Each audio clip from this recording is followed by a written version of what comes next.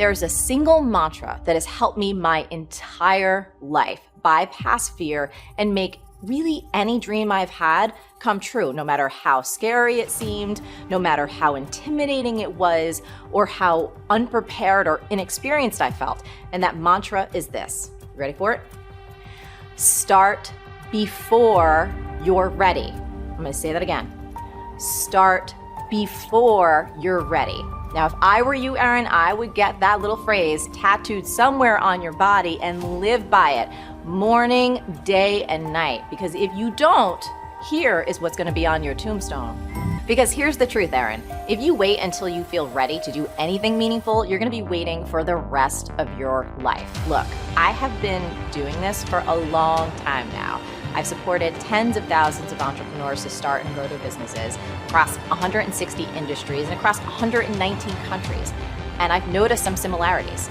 Among the people who are the most successful, the happiest, the people who are actually contributing the most, they all have one thing in common, and it's this. They all start before they're ready. You see, I think you've misidentified the enemy here, because the enemy, it's not making mistakes. It's not changing your mind, and the enemy is not your fear. The only enemy that you need to defeat, my friend, is not getting started. This is what most of us just fail to realize. Action is the antidote to fear. Action creates progress and momentum.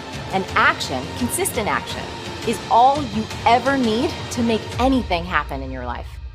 Don't give away your power. So anytime some nasty criticism or BS comes your way, you have to say this: you cannot take me down. I will not give you that power. I want you to make that your new mantra in life. You got to realize that people can say whatever they want, but you do not have to take it in, and you don't have to let it ruin your day. Your time on this earth is so precious, and it's really, really important that you protect your soul. Deeper, wiser part of you wants this thing so damn bad. And the moment you imagine yourself going for it, you have worries like, will people laugh at me? Will they ignore me? Maybe this isn't even really an idea. What if I do it and it sucks? Am I going to destroy my reputation? Am I going to lose my marriage and my family and wind up living on the streets? My friend Steven Pressfield talks about this kind of fear in The War of Art, and he says, remember our rule of thumb. The more scared we are of a work or calling, the more sure we can be that we have to do it. And he continues, the more fear we feel about a specific enterprise, the more certain we can be that that enterprise is important to us and the growth of our soul. Personally, I don't think that anyone should ever accept where they're at in life. Doesn't matter if you're just starting out or if you've already hit some really big goals. Because when you lose your hunger, you lose your edge. And it is as simple as that. Now here's the deal. If we humans don't have something meaningful and challenging to work on, we all tend to get lost pretty darn fast. And I'll tell you something else. We can go to some pretty dark places. At least I know that's true for me. So there is some nuance to this, and it's really important that you get it. So you can be 10,000% grateful for what you have right now. You can smell the roses, so to speak. And you can be super hungry and psyched about what's coming up next. Those two things are not mutually exclusive, and it's really important that you get that fact in your noggin. Be boldly not for everyone. So what does that mean? So sales prevention is this beautiful thing in business. And sales prevention is when you proactively tell people, do not buy my product, do not buy my program. You might be asking yourself, why? Here's why. Because not every product is right for everyone. And that's true no matter how great you think you or your product or your service is, because you cannot and will not please every person. So you really want to take that fact and use it to your advantage. You want to focus on attracting your ideal customers and really repelling the rest. So for instance, in B-School, here's what I tell people. Bottom line is this. When you are boldly not for everyone, you're going to attract way more of the people that you are right for. And that, my friend, is the formula for creating raving fans. That's the secret to making your business a real joy to run. And when that happens, you know what starts shooting out of your laptop? No, not money. Integrity rainbows. Now, a mistake I notice a lot of folks making, especially in the beginning, is they want instant results. They want these blockbuster hits like a bajillion followers on social media or millions of dollars in sales after only a few years or maybe even a few months worth of work. I gotta say, patience is one of the most underrated traits in modern business. Do not try and run before you can walk. You gotta take pride in starting small and scrappy, and we try and operate small and scrappy to this day. You've got to be consistent in what you do. You have to be relentless. And most important, this is the thing, you need to write this down. Work your tail off to make your product effing outstanding over the long term. You see, we're living in a time when we are allowing our brains to be trained to underperform.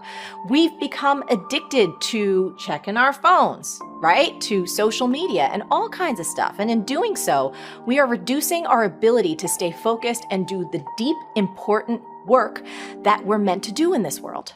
Now, what I'm about to suggest isn't complicated and it is not time consuming, but it will require you to take back control of your time, take back control of this beautiful brain, and trust that your world will not immediately fall apart if you don't immediately respond to every ding or every buzz or every question or every request.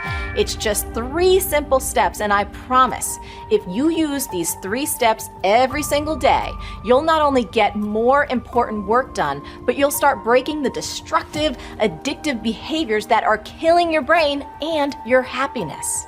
Step number 1 is do creative work first. Now, a big mistake that's really easy to make in today's world is to try and do all the little things and knock them out first, and then you have this fantasy that you're gonna have all this time for the big, important creative work later in the afternoon. But have you ever noticed that this rarely friggin' works? Am I right? Here's why trying to do all the little things first is a really terrible idea. Because when you wake up, you have this full tank of cognitive fuel.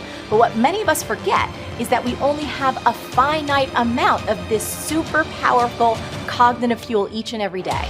And every single time that you make a decision or you resist temptation or exert any kind of self-control, you start to drain your cognitive fuel tank. You decide, do you want to use that limited cognitive fuel on something really important and amazing, or do you want to blow your daily wad on a bunch of dumb crap that doesn't really matter? Moving on. Step number 2, put your entire life on airplane mode. So don't try and ignore your phone or ignore the emails or ignore the Slack messages or whatever else that you have that dings and rings and pops up. That's like me telling Kuma to ignore this slice of salami. Ain't gonna happen. So rather than resist temptation, just eliminate it. And that means you have to put your entire life on airplane mode. Now, obviously, turn off all the notifications. So close all the tabs, close all the windows, turn off the apps, and especially for your phone, I suggest just turning the damn thing off. However, you also gotta shut off some people too, and that means that you might have to tell your kids and your spouse and your coworkers that for the next 2 hours or 1 hour or 3 hours that you don't exist. Kind of like this.